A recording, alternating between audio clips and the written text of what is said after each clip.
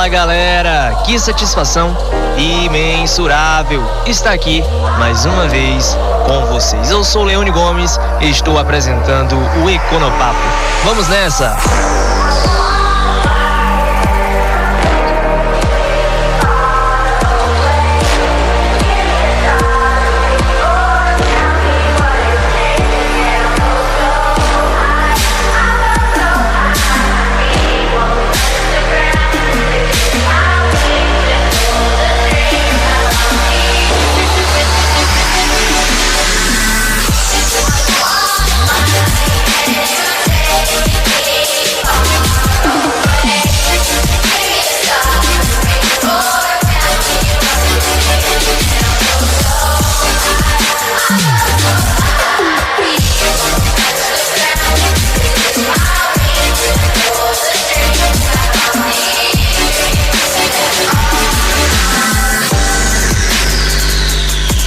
E hoje, o tema que nós vamos discutir é o seguinte: conceitos econômicos. Como o próprio título sugere, nós vamos transitar aí por alguns conceitos da economia, palavras que fazem parte do nosso dia a dia, e vamos tentar compreender o que elas significam, como elas impactam aí na nossa vida coletiva, enquanto sociedade, e também nas nossas vivências individuais. Hoje você terá a oportunidade, ouvinte, de entender melhor o que significa determinadas palavras que são constantemente repetidas nos noticiários e que também são componentes aí dos intensos debates sobre a situação da nossa economia.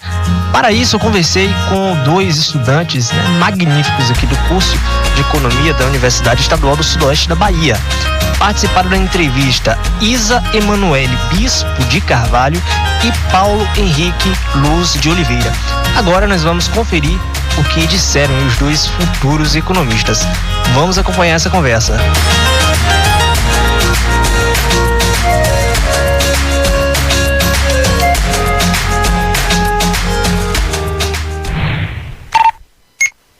Hoje o nosso programa é com a Isa e o Paulo. Eu vou começar perguntando ao Paulo.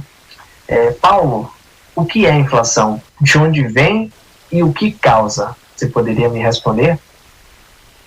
Inflação, ela consiste no aumento continuado e generalizado dos preços de bens e serviços. Continuado na perspectiva de que esse aumento ele precisa vir a acontecer com consequência temporal, né? E generalizado porque não adianta, não é sobre o aumento unicamente de um bem, né? Não é sobre um aumento de um único serviço, é um aumento de um conjunto destes, por isso que ela é generalizada, é um fenômeno que ela atinge o mercado de bens e serviços como um todo. Então essa seria a inflação em termos gerais. Dentro da própria pergunta, do próprio questionamento que foi feito, teve também de onde viria esse fenômeno que infla, né, que aumenta de forma generalizada esses preços, de onde viria ela, né? Essa inflação ela pode ter várias origens, né? Se a gente partir de uma perspectiva da economia monetária, sobretudo uma economia friedmaniana, a gente tem que a inflação ela é sobretudo um fenômeno monetário, ou seja, ela é fruto de uma política econômica, sobretudo monetária do governo, né? Que é feita, que se encontra acima de suas receitas, ou seja, uma impressão de moeda que não acompanha a produtividade daquela determinada economia. Então isso geraria esse fenômeno que a gente chama de inflação, né? Essa impressão de moeda que ela foi conjugada, ela foi direcionada de forma indevida e que geraria esse fenômeno de inflação dos preços, né? E esse seria uma perspectiva monetária que é uma das causas da origem desse movimento inflacionário também, né? Mas esse fenômeno ele também pode ter origem do comportamento do consumidor, né? Da forma como o consumidor se comporta dentro de um determinado mercado, né? Dentro do mercado em si, né? De bens e serviços, e que essa seria uma inflação de demanda, né? De certa forma, que, por exemplo, quando há um excesso de demanda, advinda de mudança no hábito dos consumidores, ou outras questões também que acabam levando esses consumidores a um consumo exacerbado e que geraria essa inflação, esse excesso de demanda, um aumento repentino da demanda, que geraria esse choque de demanda, nesse aumento repentino, que ocasionaria essa inflação, já que a oferta não esperava que esse fenômeno comportamental do consumidor acontecesse e gerasse essa movimentação, ou seja, a oferta não consegue acompanhar a demanda, a economia ela fica fora do seu equilíbrio, ou seja, o preço de equilíbrio acaba sendo restabelecido com o tempo, e esse preço de equilíbrio, essa inflação, ela acaba sendo, esse fenômeno dessa alteração nesse preço, né, que seria essa inflação, acaba sendo um preço maior do que o anterior, né, dadas essas movimentações da demanda, que acaba gerando paulatinamente também umas respostas da oferta. No entanto, a oferta ela não estava preparada para responder aquilo, né? Então a gente tem um excesso de demanda e por isso tem essa inflação. Outra forma também pode acontecer pelo lado do comportamento das firmas, né? Não necessariamente do comportamento das firmas, mas como os custos dessas firmas se alteram, né? E de forma não esperada também, né? Então é uma inflação gerada vindo de custos, né?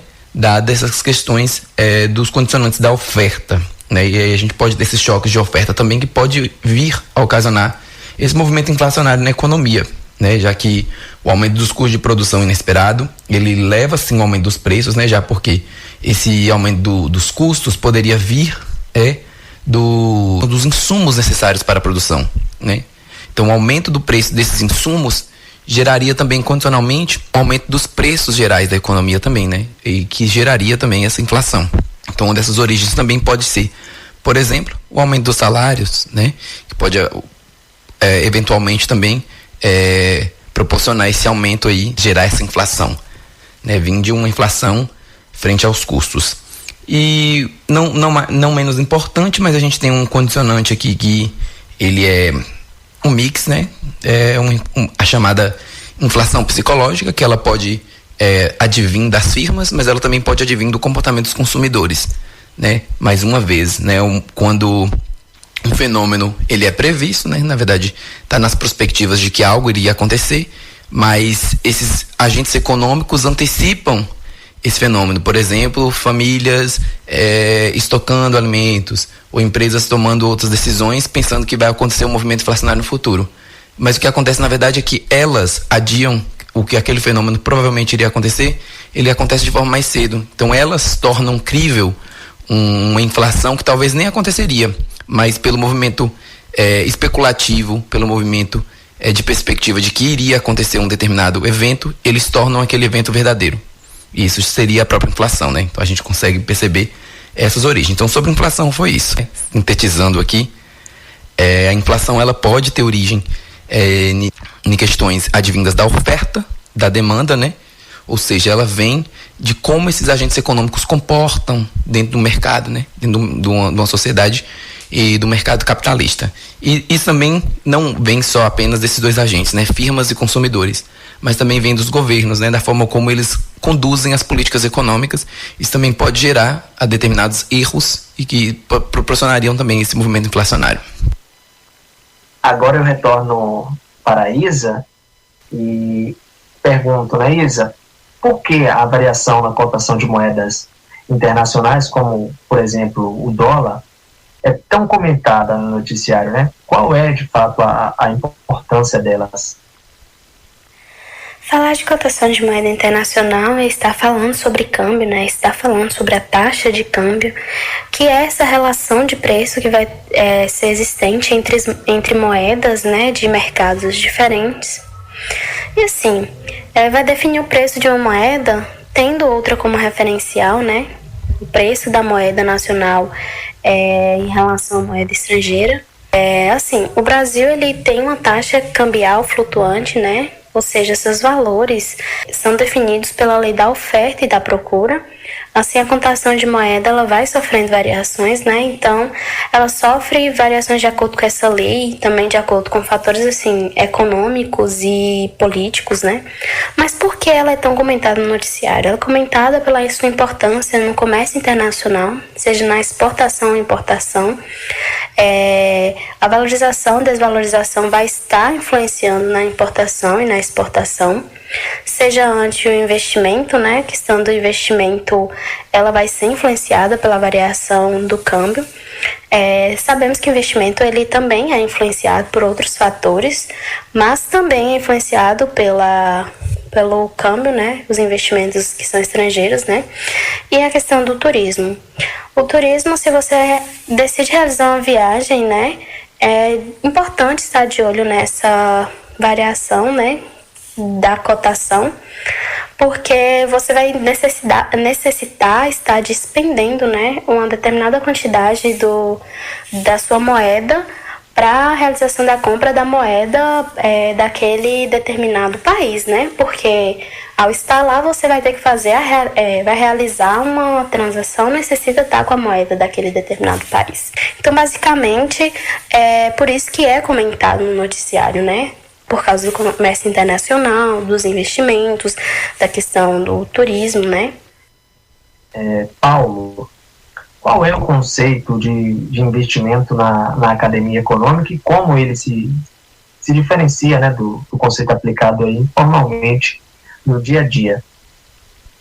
Investimento é uma questão muito interessante, né? Então vamos aqui tentar trazer essa perspectiva dos investimentos e tentar contrastar, né, com a perspectiva informal do que seria o investimento no dia a dia.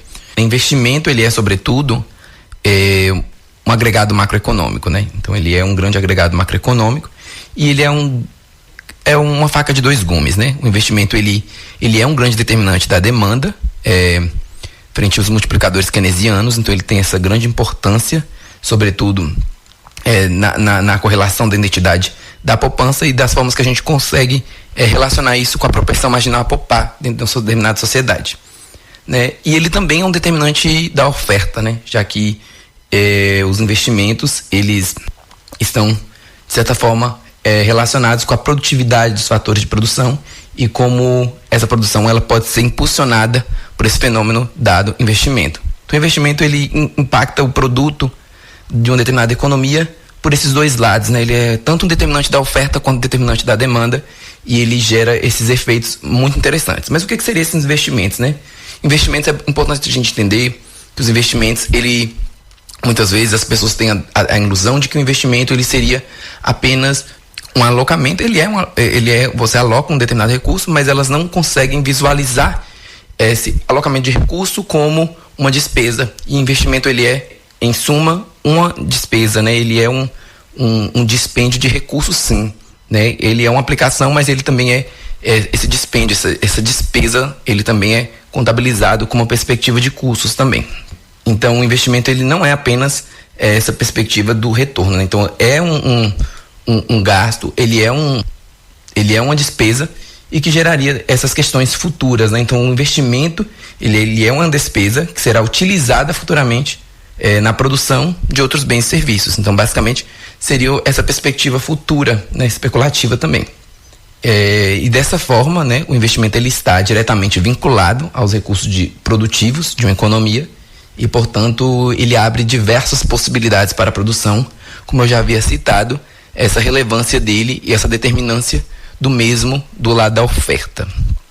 A magnitude deste, né, ele vai ter uma certa interdependência com a taxa de juros. A taxa de juros nada mais é do que o custo de oportunidade de se investir, por exemplo, né, o custo de oportunidade de se investir. Então, a taxa de juros ela também vai ter uma determinada importância dentro dessa perspectiva de como eu aloco esses recursos pensando nessa perspectiva de retornos gerados no futuro.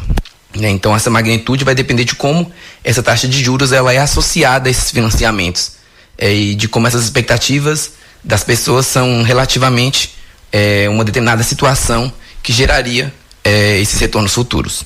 O investimento, em sua grande maioria, né, ele é entendido como essa constituição, essa composição de capital físico, né? E um grande representante seria a formação bruta de capital fixo, né? Que é um conjunto de recursos físicos que são utilizados para fins produtivos, né? Construção, máquinas, equipamentos, entre outros, né? Mas o investimento ele não é, sobretudo, apenas essa perspectiva, né? De retornos diretos no mercado financeiro, dentro da perspectiva ali das ações, do mercado, da bolsa, né, de valores e dessas outras perspectivas.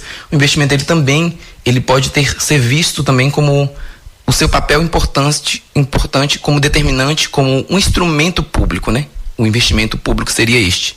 O investimento, ele segue nessa mesma perspectiva, né, de retornos futuros, a exemplo de investimentos no que tange o capital humano, né, seja ele na educação, seja ele no processo inovativo, em P&D, dentre outras questões também. Então, o investimento, em suma, ele é um fator imprescindível na geração da produtividade dentro de uma economia, né? Porque a partir deste a gente consegue preparar o capital humano, né? Melhorar essa perspectiva destes frente ao mercado de trabalho e conduzir um processo inovativo através de investimentos públicos e privados nessa perspectiva também da pesquisa e desenvolvimento, né? Que pautada sobre o processo inovativo, e isso é imprescindível. Então, o investimento, ele tem esses determinantes, nesses papéis, ele vai ser um grande determinante dentro dessas perspectivas da demanda e da oferta, e ele é, em suma, essa perspectiva futura dentro de uma expectativa de retornos, alocação de recursos no presente. Então, o investimento, ele é imprescindível nessa perspectiva aí. É isso, seguimos acompanhando, vamos para um rápido intervalo e já já a gente volta. Fica aí que é rapidinho.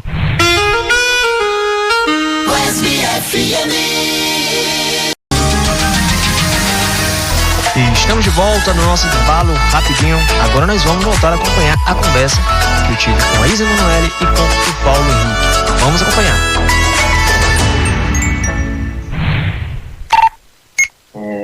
Isa, eu volto a perguntar a você, né, em que consiste as teorias econômicas liberais, keynesianas e marxistas? Então, Leone, tratar das teorias econômicas nos seus pormenores acabaria levando muito tempo, né? Então, de forma resumida, temos o seguinte, né? Que a teoria liberal, ela vai estar pautada ali na presença de um Estado mínimo e na ideia de que o mercado econômico, ele tem a capacidade de se autorregular. O liberalismo econômico, ele vai ali nascer como alternativa ao fim do mercantilismo, né? No final do século XVIII. O mercantilismo que já estava entrando em declínio na maioria dos países desenvolvidos, né? E assim, um marco importante para o pensamento liberal foi o lançamento do livro, né, de Adam Smith, né, A Riqueza das Nações, no qual Adam Smith, ele traz a ideia, né, de que o Estado teria apenas a função de garantir, né, a lei e a ordem, a defesa nacional e também de estar ofertando alguns bens públicos que não seriam de interesse do setor privado. Que o Estado, ele não deveria intervir na economia, porque essa seria controlada pela mão invisível do mercado. Mas o que seria essa mão invisível do mercado?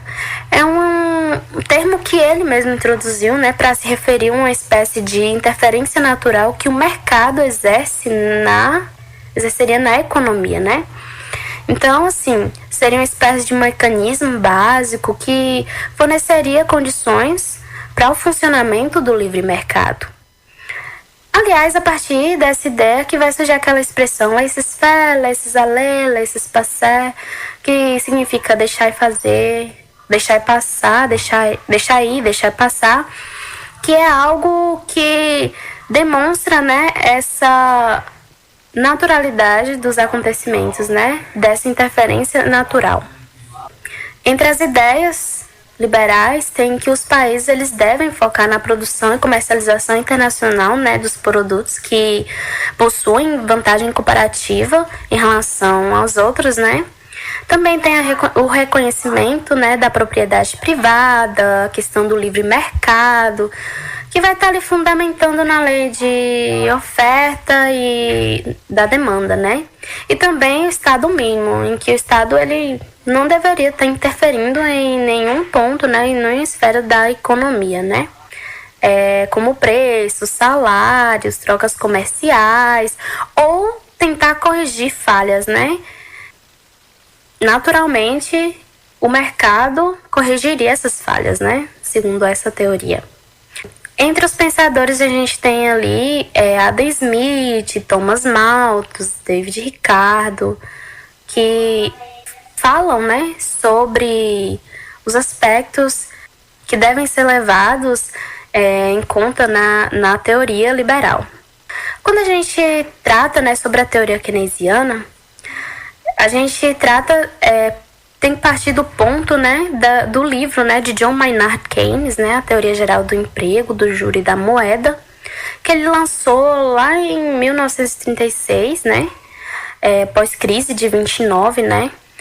Ele traz que a intervenção do Estado na economia tem que ocorrer, né, quando há uma falha no mercado, né, o Estado ele pode intervir através de benefícios sociais, políticas fiscais, né, de modo a solucionar o desemprego, né, na tentativa de garantir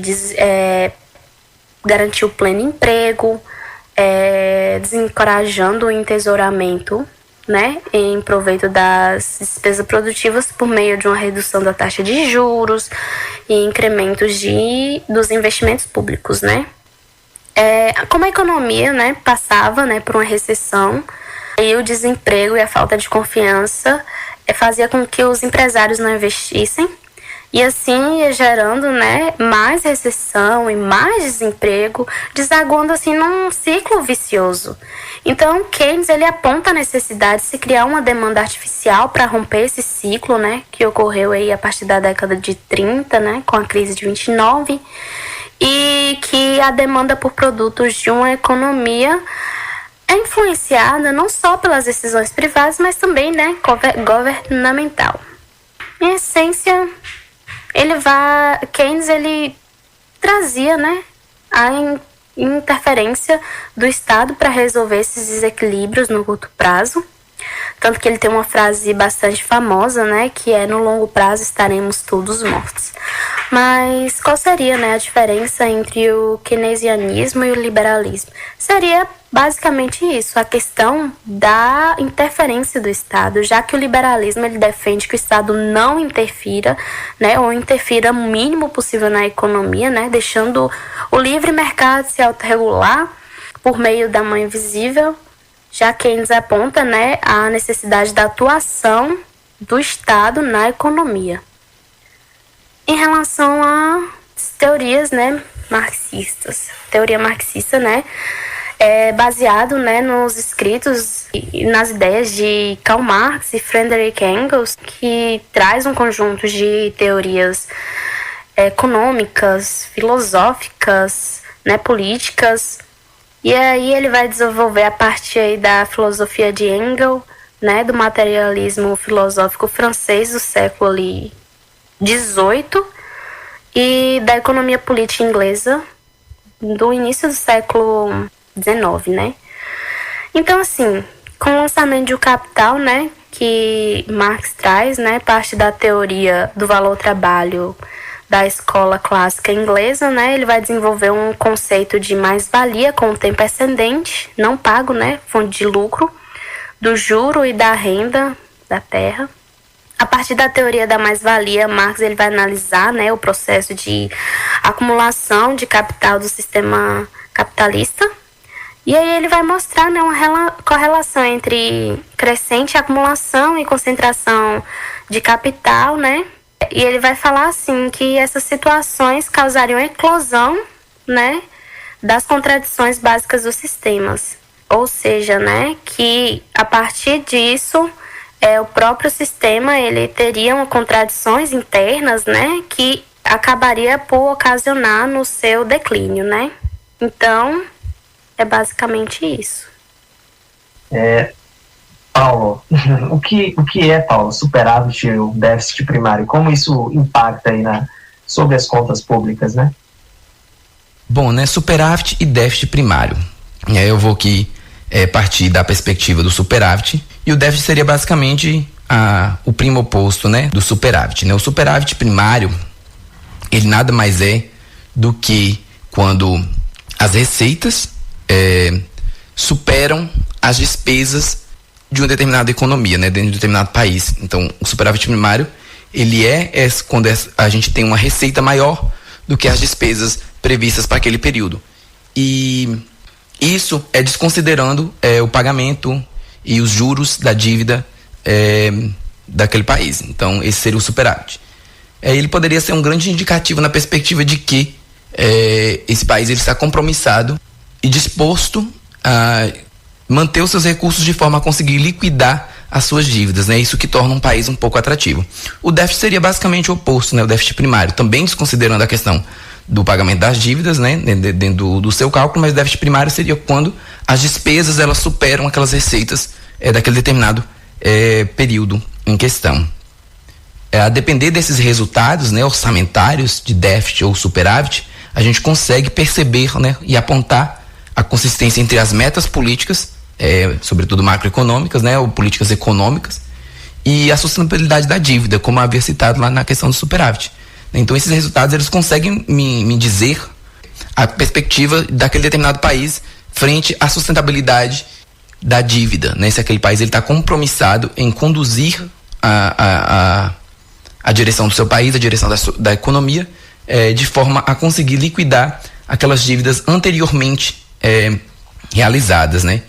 Então ele, na verdade, ele conta uma história para a gente, né, da capacidade do governo de honrar seus compromissos. Por exemplo, um país que constantemente ele demonstra desinteressado em formular políticas de forma a conduzir a um superávit primário, mas na verdade ela só acaba obtendo seus déficits ali primário, a gente acaba levando uma fuga, né, de capitais aqui, tornando o país menos atraente, na verdade, né, tornando o país menos atraente para os olhos externos, né, e isso geraria grandes perdas, né, de volume de investimento dentro desse país, já que ele tem uma tendência de não cumprir com as suas responsabilidades de arcar com as dívidas anteriormente executadas, né, anteriormente feitas. Então, essa seria uma das consequências dentro dessa perspectiva. E isso quando se trata de déficit e superávit primário, né, considerando todas essas receitas e despesas, e esse posicionamento dessa condução de políticas pode trazer essa inconfiança, aumentar o risco de se investir de um determinado país, já que ele tem essa tendência de inadimplência, né? Já que ele não cumpre com seus fatores essenciais no controle e na sustentabilidade da dívida da nação. Então, seria basicamente isso. E, Isa, né, o que é, Isa? Balanço de pagamentos. Como é composto e qual é, de fato, a importância, né, dos seus resultados sobre a economia? Então, Leone, é o seguinte, o balanço de pagamento, ele vai estar registrando ali todas as transações que vão ocorrer entre um país com o resto do mundo num determinado período de tempo, né? E esse registro, ele vai estar sendo feito pela autoridade monetária do país, que no caso do Brasil é o Banco Central, né?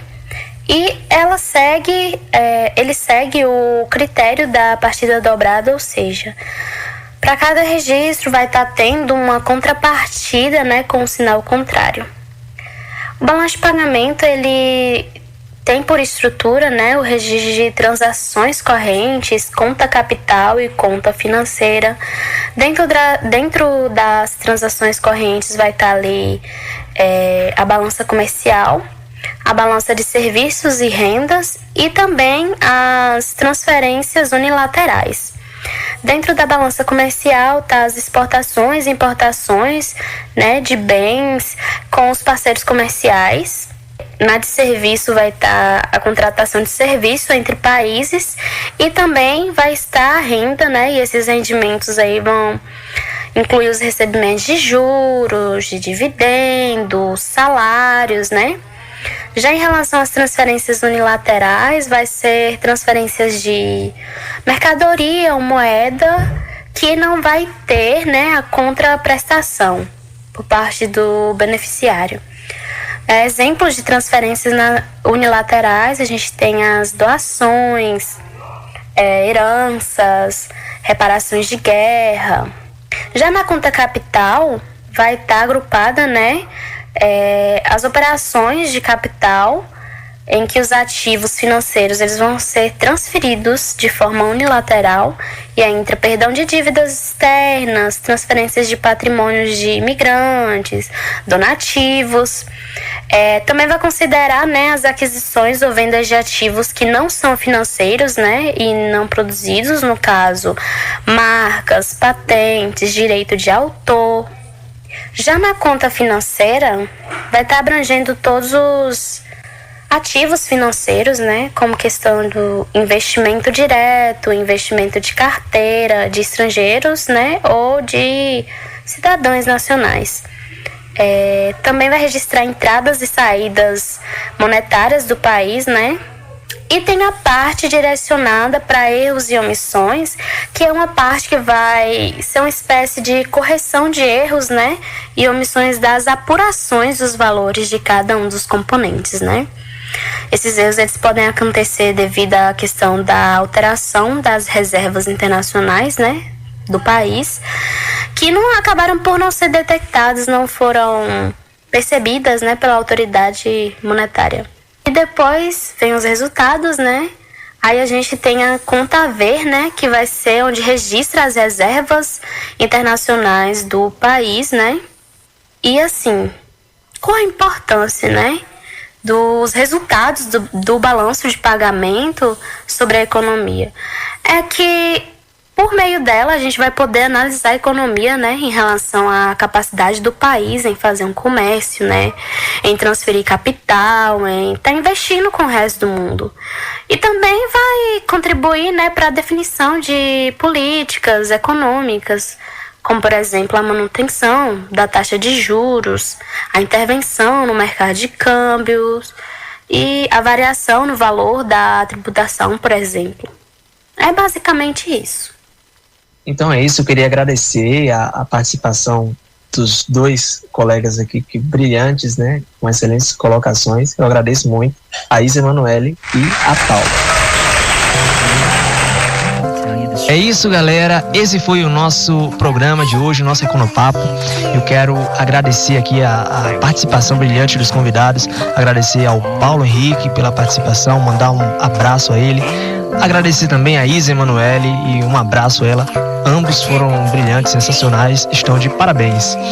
Um abraço aí ao pessoal do Colegiado de Economia, ao Centro Acadêmico, aos meus colegas de curso, a todos vocês, aí um grande abraço. Este programa está sob coordenação geral de Leone Gomes e Daci Rodrigues, gravação de Daci Rodrigues, apresentação e edição de Leone Gomes. A você, ouvinte, o meu muito obrigado pela sua audiência, pela sua companhia. Termino desejando a você um ótimo final de semana e que fiquem todos muito bem. Cuidem de si e cuidem do próximo. E até a próxima semana. Tchau, tchau!